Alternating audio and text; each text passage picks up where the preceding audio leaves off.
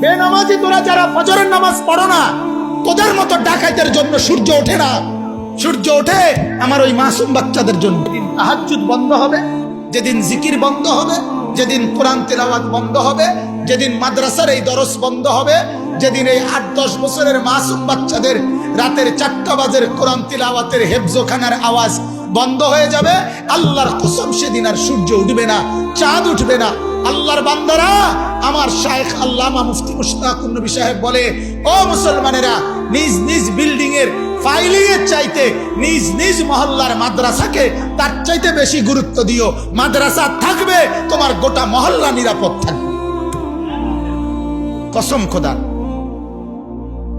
কারণ আমরা যখন গোটা মহল্লাবাসী ঘুমাই, মাদ্রাসার তালেবে ইলম রাতের 4টা বাজে, ঠান্ডা শীত আর কুয়াশার মধ্যে 8-10 বছরের ছোট্ট মাসুম বাচ্চা বছরের 12 মাস আল্লাহকে সেজদা করে তাহাজ্জুদ পড়ে এই কোরআন নিয়া ছোট্ট মাসুম বাচ্চা হাফেজ সাহেবের কাছে সবক শুনাইতে বসে।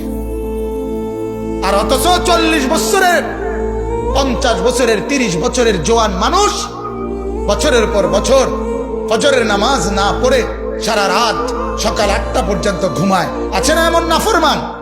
কথা বলেন না কেন? তাহলে ওই নাফরমানদের কারণে সূর্য উঠে। আরে ডাকাত, তোরা তো ঘুমে থাকস, তোরা লেগে সূর্য উঠবে কেন? হাদিসে আছে, আল্লাহর নবী সাল্লাল্লাহু আলাইহি সাল্লাম বলেন, জমিনে যেখানেই নাফরমানি হয়, ওই জমিন, ওই মাটি আল্লাহকে বলে, আল্লাহ মালিক, আমারে শুধু আমার বিছানাটা একটু পাল্টাইতে দাও। তোমার এই বান্দা নাফরমানি করছে, আমার উপরে দাঁড়ায়া জিনা করছে, বেবিচার করছে, মোবাইলের মধ্যে উলঙ্গ ছবি দেখছে ঘন্টার পর ঘন্টা। মাওলা, আমি জমিনের আর সহ্য হয় না, আমারে শুধু একটু অনুমতি দাও আল্লাহ, আমি একটা উল্টানি দেই, আমি শুধু একটা উল্টানি দেই। আমার জমিনের নিচের মাটি উপরে তুলে দেই, উপরের মাটি নিচে নামায় দেই।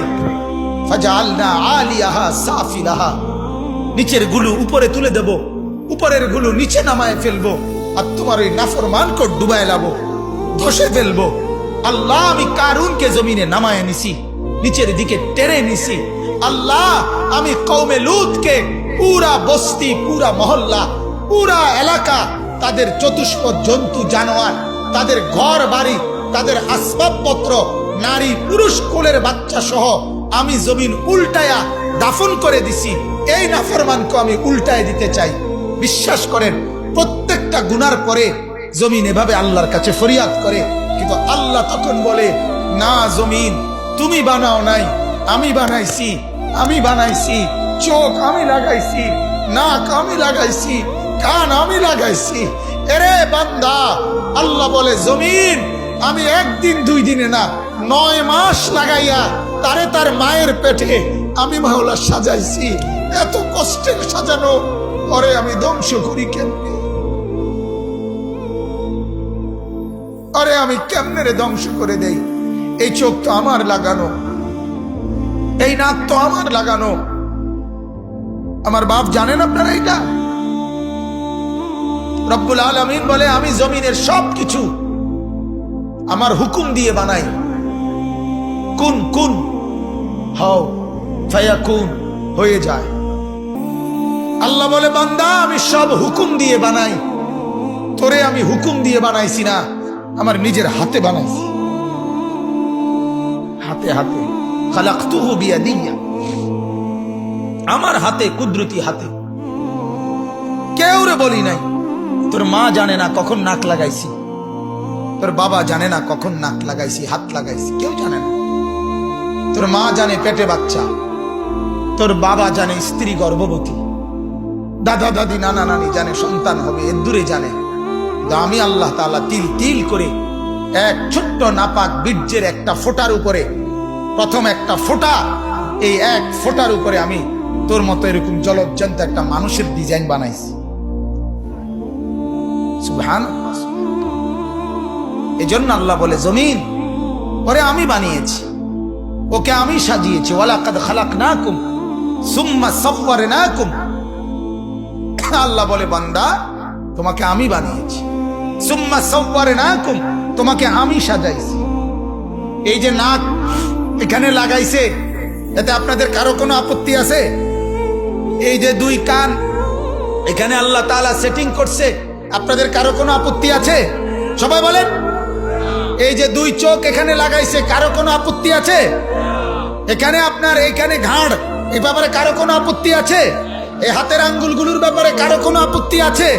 আমার বন্ধু, যদি মুসলমান হয়ে থাকো তাইলে আল্লাহকে সাক্ষী রেখে এই মাঠে এখন বলো, নাক এখানে লাগানে যদি আপত্তি না হয়, কান এখানে লাগানে যদি আপত্তি না হয়, দাড়ি এখানে রাখাতে আপত্তি করলা কেন?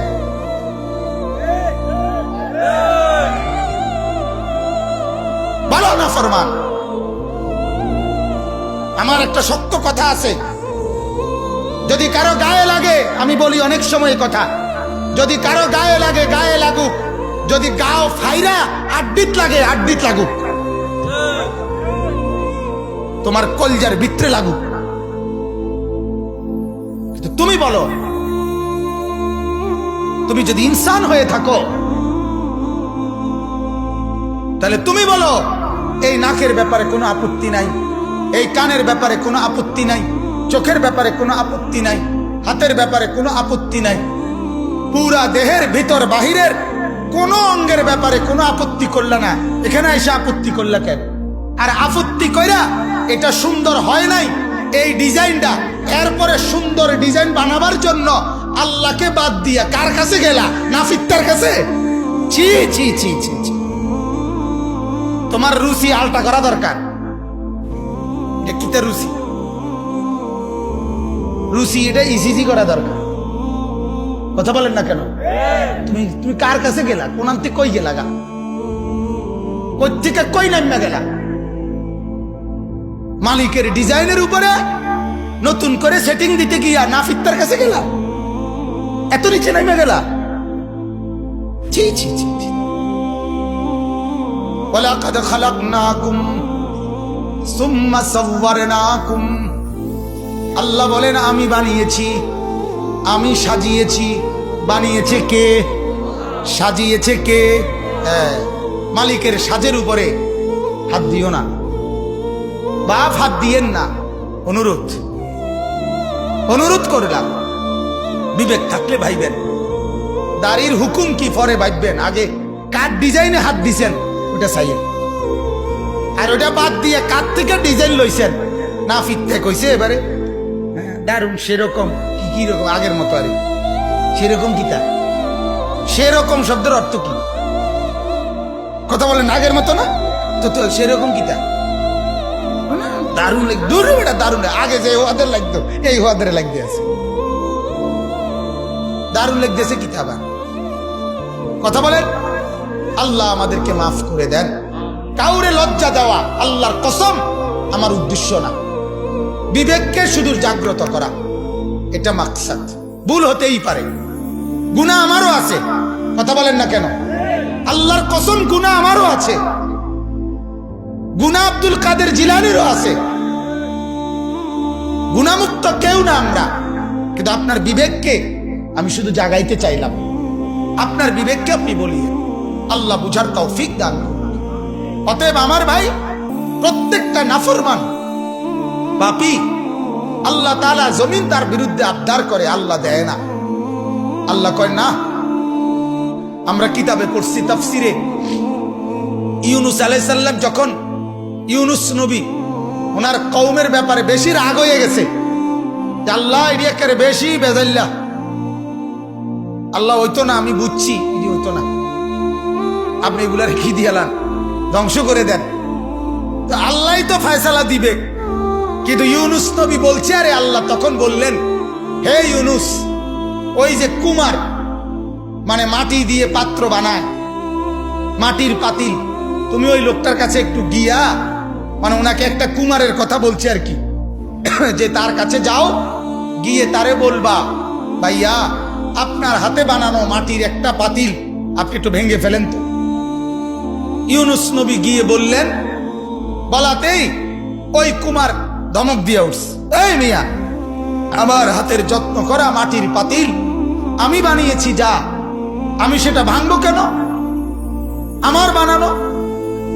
ইউনুস নবী আল্লাহকে বলেন, আল্লাহ ভাঙতে তো চায় না। বলছে কি বলে? বলে যে নিজের হাতে বানায়া ভাঙবে কেন? রব্বুল আলামিন বলে, ইউনুস রে, আমার হাতে বানিয়ে আমি ধ্বংস করব কেন? এদেরকেও তো আমি বানাইছি। এজন্য আল্লাহ তাআলা অপেক্ষা করে বাপ 90 বছর। মালিক বলে অসুবিধা নাই। 90 বছরের নাফরমান বান্দা রাত গভীরে একদিন তওবা করে চোখের পানি ফেলে দাও। কেউ রে বলিও না, আমারে বলো 90 বছরের গুনাহ একসাথে মাফ করে দাও। 70 বছরের গুনাহ একসাথে মাফ করে দাও, একসাথে। ওয়া আনিস্তাগফিরু রাব্বাকুম, আমার কাছে ইস্তিগফার করো। সুম্মা তুবু ইলাইহি, আমার কাছে ফিরে আসো। ইউমাত্তিউকুম মাতাআন হাসানা, যত উত্তম নিয়ামত আছে সব তোমারে দিয়ে দেব।